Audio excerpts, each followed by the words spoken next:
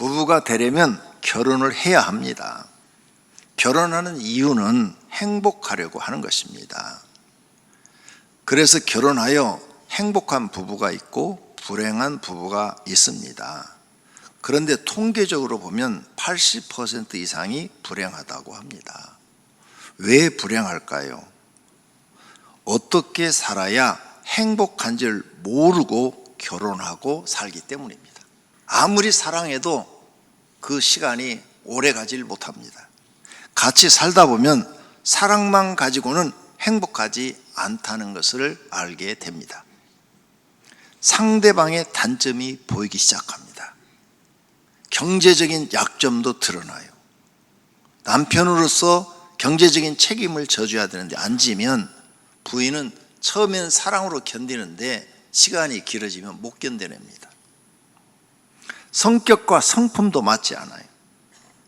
부부관계도 맞지 않습니다. 생활 습관의 차이와 약점이 드러납니다.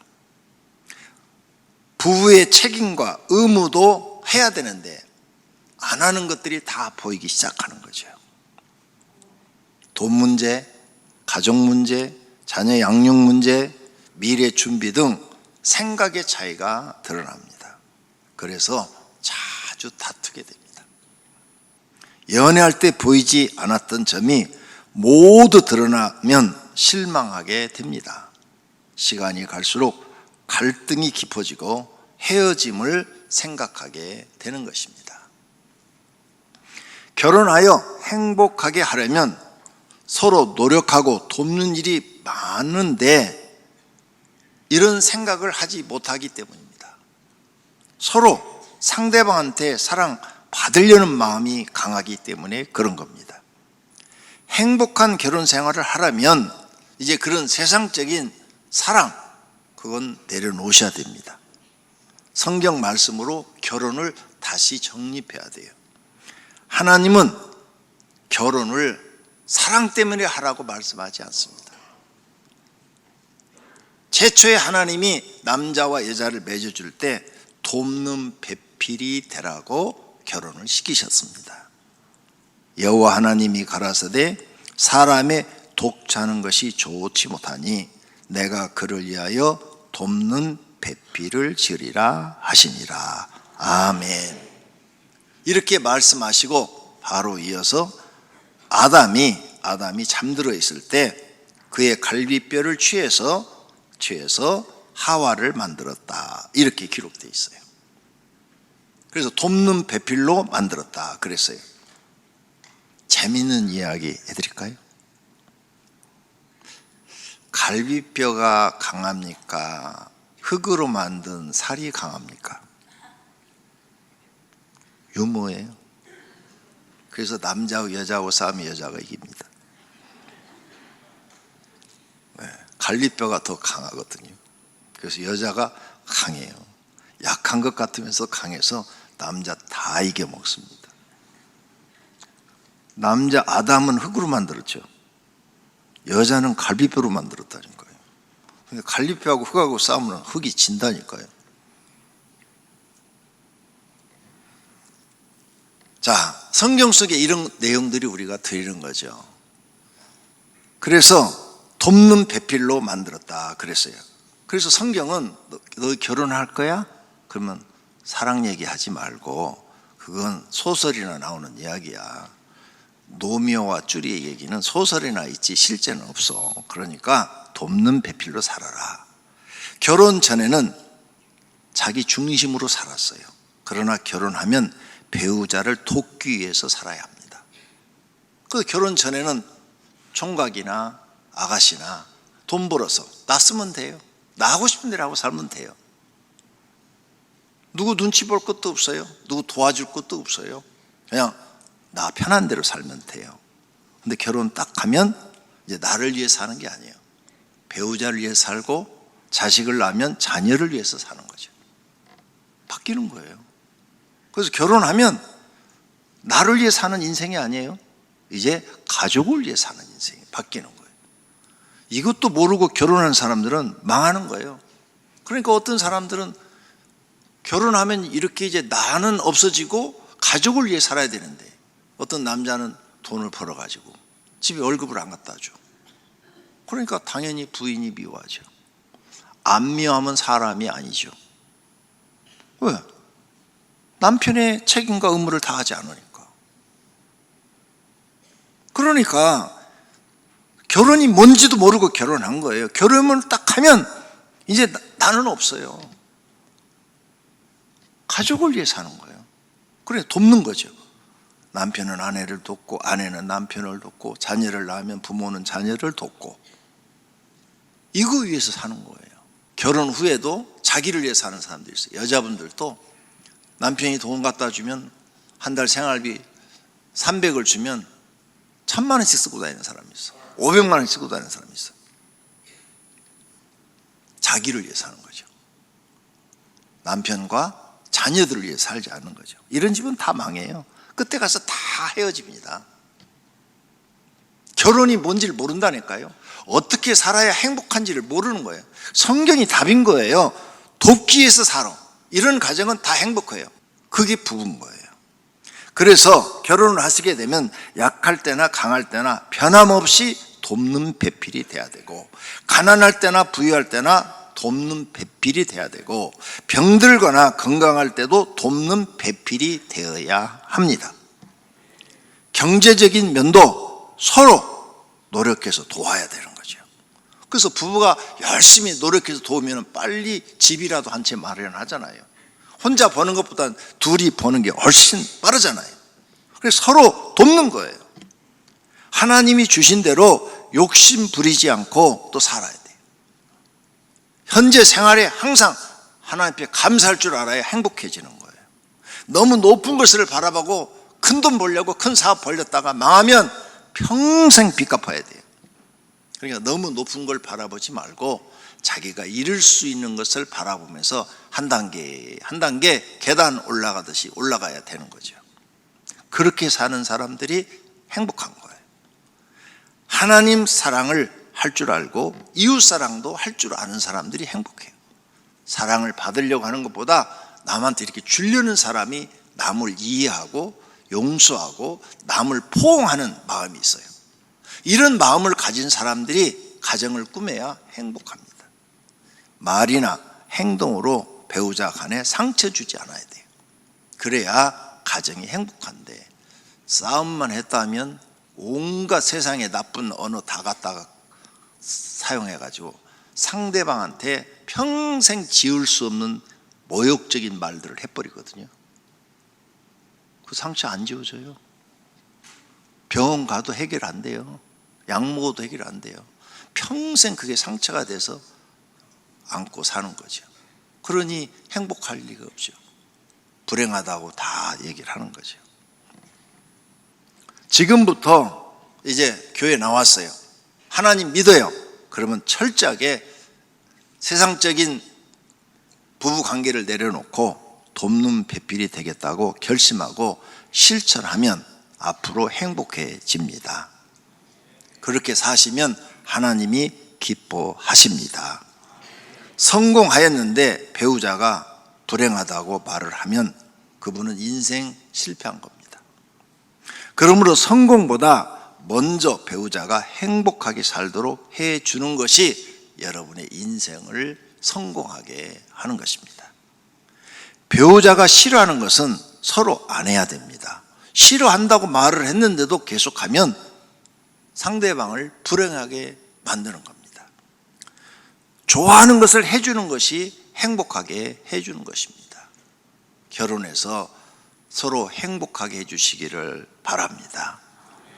가족 관계도 마찬가지입니다.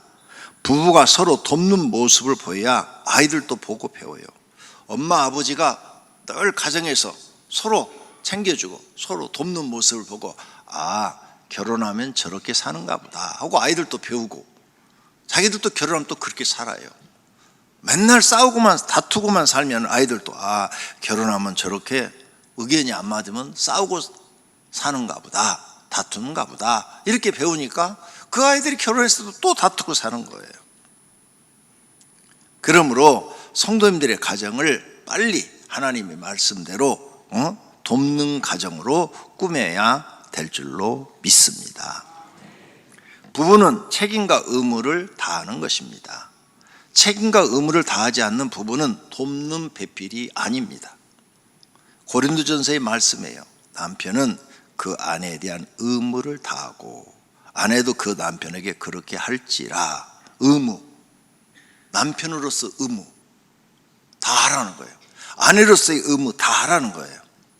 그래야 서로 돕는 게 되는 거죠. 남편으로서 나가서 벌어서 100만 원이 됐든 1000만 원이 됐든 집에 갖다 주고 그 집에서는 그 돈으로 살림을 잘하고, 또 아내도 재능이 있으면 나가서 돈을 벌어서 서로 도우면은 조금 전에 말씀드린 것처럼 집을 장만하는데도 10년 걸리고 5년이면 된다 그 말이에요. 그러니까 이게 돕는 부부가 행복해지는 거예요. 왜? 목표와 꿈이 빨리 이루어지니까. 근데 안 도우면은 목표도 안 이루어지고 꿈도 이룰 수가 없는 거죠. 아내는 자기 몸을 주장하지 못하고 오직 남편이 하며, 남편도 그와 같이 자기 몸을 주장하지 못하고 오직 그의 아내가 하나니, 서로 네 몸이 아니니까 이제 상대방을 위해서 살아라는 거예요. 결혼하면. 결혼 전에는 네 몸 네가 네 마음대로 사용하고 썼는데, 결혼하면은 네 거 아니야. 배우자 거야. 그러니까 이제는 배우자를 위해서도 살아라는 거예요. 배우자를 돕는 데 네 몸을 쓰라는 거예요. 성경에 이렇게 돼 있어요 지금. 네? 서로 분방하지 말라. 따로따로 잠자지 말라. 절대 성경대로 사셔야 돼요. 혹 서로 의견이 안 맞아서 다투었어. 그럼 성질이 못된 사람은 옆방으로 가버려요. 그러지 말라는 거예요. 둘이 싸웠어도 잠은 한 방에서 자라는 거예요. 그냥 둘이 등 돌리고 자 이렇게. 근데 그 다음날은 천장 보고 자 이렇게. 근데 3일째 된 날은 이렇게 마주보고 자요. 근데 각방 써버리면 3일이면 끝날 것이 한 달 가요. 한 달. 그러니까 절대 각방 쓰지 말라는 거예요. 성경대로 살아라니까요. 사람의 감정이 미워도 같이 있으면 풀어지는데 떨어지면 안 풀어져요. 이게 더 미워져요. 그러니까 성경대로 살아. 기도하기 위해서 합의상 기도하기 위해서는 서로 떨어져 살 수 있다. 하지만 합하라. 만약 떨어져 살면은 시험하지 못하게 하라. 사단이 너희를 시험 들게 해서 서로 미움이 극에 달하면 너희는 정이 떨어지고, 정이 떨어지면 헤어지게 된다는 거예요. 그게 사단의 시험이다. 그러니까 성경의 가르침대로 살려고 하는 기독교인이 되어야 할 줄로 믿습니다. 그리고 부부가 가정에서 본을 보여야 하나님께 인정받고 하나님 나라 일꾼이 된다는 겁니다. 많은 기독교인들이 교회에 나와서 잘못 신앙생활을 하고 있습니다. 교회에 나와서 예배만 열심히 드리고 또 맡은 여러 가지 교회에 맡은 일만 열심히 하면은 되는 줄로 알고 있어요. 아니에요. 성경을 자기 편리한 것만 보고 자기가 못할 것은 아예 성경을 쳐다보지도 않는 거죠. 성경 볼까요? 교회 일꾼을 세울 때는 반드시 그 사람 가정을 봐라. 가정을 봐서 가정을 신앙으로 잘 다스린 사람을 교회 일꾼으로 세우라고 그랬어요. 초대교회는 교회 일꾼이 집사, 장로, 그 위에 감독 이렇게 돼 있어요. 그래서 초대교회는 직분이 집사, 장로, 감독. 집사는 이제 현재 우리 집사님들처럼 교회 일을 하시는 분. 장로, 지금 현재 목회자와 같은 사람들, 교회 지도자로 세워서 그 시대의 이름이 장로예요. 그래서 교회를 설교를 하고 교인들을 다스리고 일을 하도록 했어요. 그 다음에 그 장로들을 여러 명을 또 지도하고 코치하고 감독하는 사람을 세웠어요. 그 직분을 감독이다 이렇게 세웠어요. 그러니까 장로 중에서 감독이 되는 거예요. 그러니까 장로나 감독이나 지금으로 말하면 목회자 직책이죠. 지금 현대 우리 장로교로 말하면은 이렇게 개교회를 당회라고 그래요. 당회 위에 노회, 노예, 우회, 총회 이렇게 나눠서 관리, 감독하도록 그렇게 해놓은 겁니다. 그럼 여기 감독은 즉 목회자는 책망할 것이 없으며 한 아내의 남편이 되며 절제할 줄 알고 신중하고 단정하고 나그네를 대접할 줄 알고 가르치는 것도 잘하고 자기 집을 잘 다스려 자녀들로 모든 공손함으로 복종케 하는 자라야 할지며 그랬죠. 그 사람 세울 때, 목회자 세울 때 잘 봐라. 가정을 공손하게 자녀들을 잘 가르치는가, 부부 관계는 좋은가, 서로 돕는 부부로서의 사명을 감당하고 있는가, 그리고 자녀들은 신앙으로 잘 지도하는가, 그거 봐라는 거예요. 자기 집을 다스릴 줄 알지 못하면 어찌 하나님의 교회를 돌보리요. 자기 가정, 식구 3명, 4명, 5명도 못 다스리는 사람이 어떻게 수십 명, 수백 명, 수천 명을 다스리냐 그 말이에요. 만약 자기 집도 못 다스리는 그런 사람이 수백 명, 수천 명을 다스린다면 그것도 엉터리로 다스리는 거다. 옳게 다스리는 게 아니다. 그 말이에요. 자기 집 식구 4명, 5명을 잘 모범적으로 다스리는 줄 아는 사람, 그것을 유지할 줄 아는 사람이 수백 명을 다스려도 다 그렇게 은혜롭게 모든 가정들이 편하고 행복하게 이렇게 다스리는 것이지, 4명도 못 다스리는 사람이 수백 명, 수천 명 어떻게 다스리냐 그 말씀이에요. 그래서 반드시 보고 세워라. 가정을 공손하게 제대로 다스리는지 이 말씀을 하시는 거예요. 그런데 사실 그래요. 여러분 주변을 한번 보세요. 가족 관계가 나쁜 사람이 바깥에 나가서 거의 다 실패해요. 사업도 실패하고 회사 가서도 실패하고, 간혹가다 가족 관계는 나쁜데 좀 성공한 사람이 있어요. 간혹가다. 그런데 바람펴요. 부부 관계가 나쁘면 100% 바람펴요. 남자나 여자나. 그럼 그게 성공한 게 아니죠? 실패한 거예요. 그러니까 가족 관계를 잘 보라는 거예요. 집사를 세울 때도 그러래요. 교회 집사를 세울 때도 아무나 세우지 마라. 가족 관계를 잘하는 사람 세우라고 써놨어요. 이와 같이 집사들도 정중하고 일구이언을 하지 아니하고 술에 임박히지 아니하고 더러운 일을 탐하지 아니하고 깨끗한 양심에 믿음의 비밀을 가진 자라야 할지니, 이에 이 사람들을 먼저 시험하여 보고 그 후에 책망할 것이 없으면 직사의 직분을 맡게 할 것이요, 집사들은 한 아내의 남편이 되어 자녀와 자기 집을 잘 다스리는 자일지니. 그럼 봐요. 자기 아내와 자기 집을 신앙으로 잘 다스리고 서로 돕는 관계를 만들어서 행복하게 만들고 남들이 볼 때 본이 되는 가정이 돼야 된다는 거예요. 그런 사람을 집사로 세우라 그러잖아요. 시험해 보라고 그러잖아요. 이 사람들을 먼저 시험하여 보고 세우라고 그러잖아요. 지금 이렇게 집사인데 가정을 꾸민 사람, 그 사람은 죄가 없어요. 근데 이렇게 지금 못 꾸몄어. 죄 짓고 있는 거예요. 하나님 앞에 죄 짓고 있는 거예요. 목사가 이렇게 못했어. 죄 짓고 있는 거예요. 말씀대로 안 살았어. 죄는 하나님 말씀대로 안 살면 무조건 죄예요. 그래서 예수 믿기 전에 내가 이 말씀대로 안 살아서 엉망으로 살았지만 이제 교회에 나와서 이런 말씀을 배웠으면 날마다 기도해야 돼요.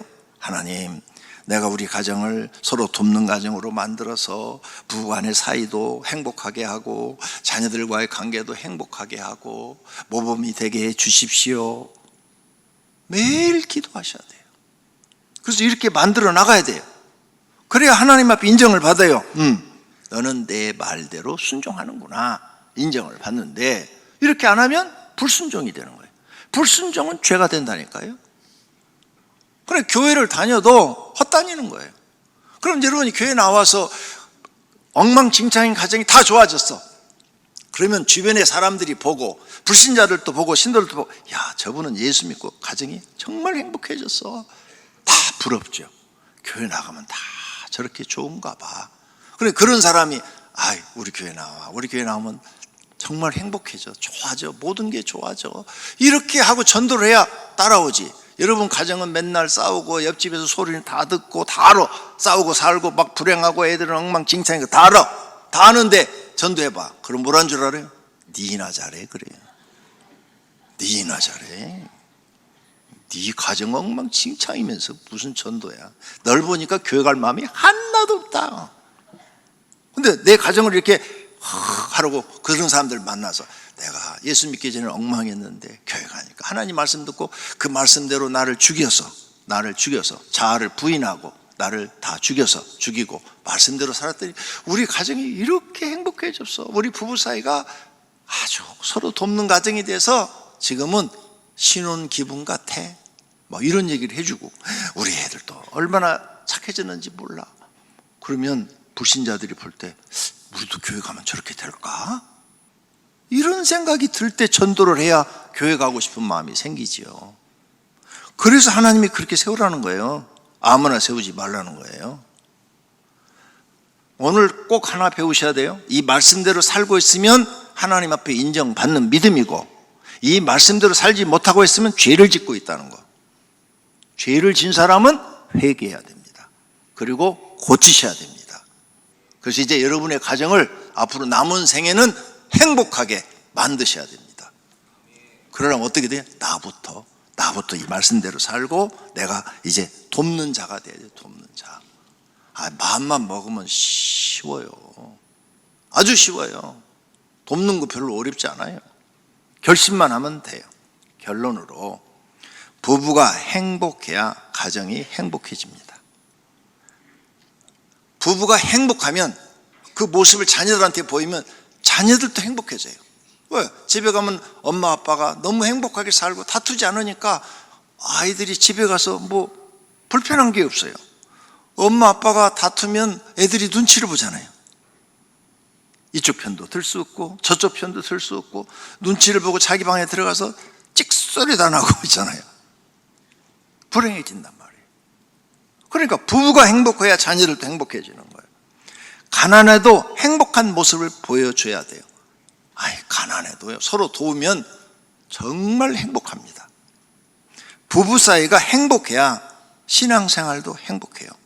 부부 사이가 불행하면 신앙생활도 힘들고 눈물로 살아야 돼요. 그래서 부부 사이가 불행한 사람들이 있어요. 아내들이 교회 나옵니다. 어떻게 하는 줄 알아요? 밤에 막 펑펑 울면서 기도합니다. 혼자서 막 펑펑 울면서 기도해요. 막 엉엉엉엉 울면서 하나님, 나는 언제까지 이렇게 불행하게 살아야 돼요? 하나님, 나는 언제까지 이렇게 참고 살아야 돼요? 사는 게 너무 힘들어요. 하나님, 나 좀 데려가세요. 자기 데려가달라고 그래요.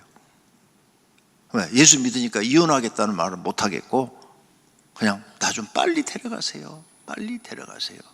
그렇게 눈물로 세월을 지금 보내고 있는 거 아셔야 돼요. 반대로 남편이 믿고 아내가 안 믿는 사람이 있어요. 그 집도 마찬가지죠. 남편이 기도할 때마다 펑펑 울면서 기도합니다. 언제까지 이걸 내가 참고 살아야 되느냐고.